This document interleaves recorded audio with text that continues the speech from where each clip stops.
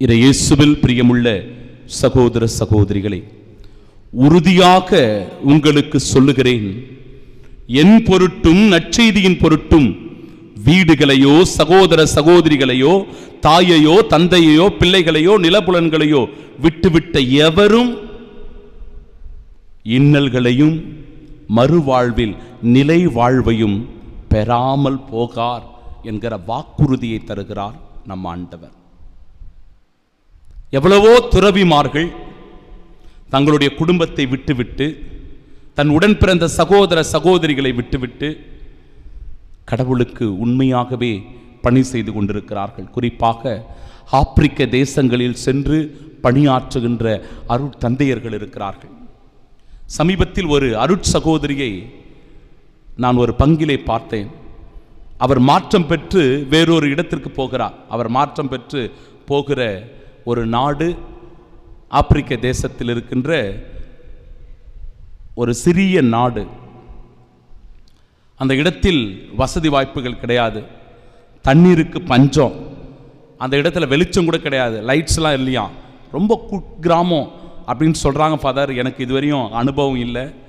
அங்கே சாப்பாடு புதுசு, நம்ம சாப்பாடு மாதிரி அங்கே சாப்பாடு இருக்காது, இங்கே இருக்கிற மாதிரி வசதி வாய்ப்புகள்லாம் அங்கே இருக்காது. ரொம்ப கஷ்டப்பட்டு தான் அவங்க கூட இருக்கணும். ஆனாலும் நான் மனநிறைவோடு போகிறேன் ஃபாதர்.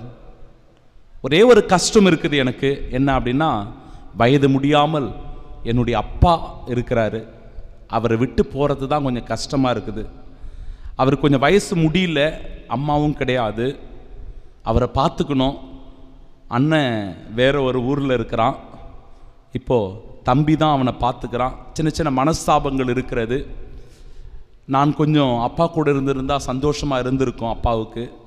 ஆனால் இருக்க முடியல. கடவுளுடைய திருவுளம் என்னன்னு தெரியல.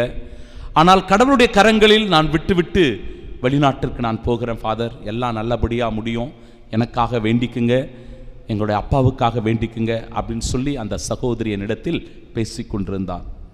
பிரியமானவர்களே, பாரும், நாங்கள் எல்லாவற்றையும் விட்டுவிட்டு உம்மை பின்பற்றி அவர்கள் ஆயிற்றே என்று பேதுருவை போல ஆண்டவரிடத்திலே நாம் தனிப்பட்ட விதத்தில் அவருக்காக செலவிடுகிற நேரங்களை, அவருக்காக செலவிடுகிற காலங்களை, அவருக்காகவே உழைக்கின்ற தருணங்களை நினைத்து நாம் ஆண்டவரிடத்தில் செபிக்கும் போது நிச்சயம் ஆண்டவர் நம்மை கைவிட மாட்டார், நம்மை விட்டு விலக மாட்டார்.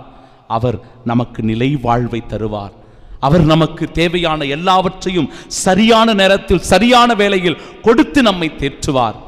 அவருடைய ஊழியத்தை செய்கிற நம்மளை கடவுள் நிச்சயம் கனம் பண்ணுவார். பிரியமானவர்களே, அவருடைய பணியை ஏற்று செய்கின்ற நம்மை நிச்சயமாக அவர் கைவிட மாட்டார். அன்பிற்குரியவர்களே, அந்த மனநிலையோடு இந்த நாளை அணுகுவோம். கடவுள் நம்மை ஆசீர்வதிக்கிறார். அவர் வழியில் நாம் நடக்கும்போது ஒருபோதும் என் ஆண்டவர், என் தெய்வம், என் இயேசு கிறிஸ்து என்னை கைவிட மாட்டார், என்னை விட்டு விலக மாட்டார் என்கிற உணர்வில் இந்த நாளின் ஆசிருக்காக செபிப்போம். ஆமீன்.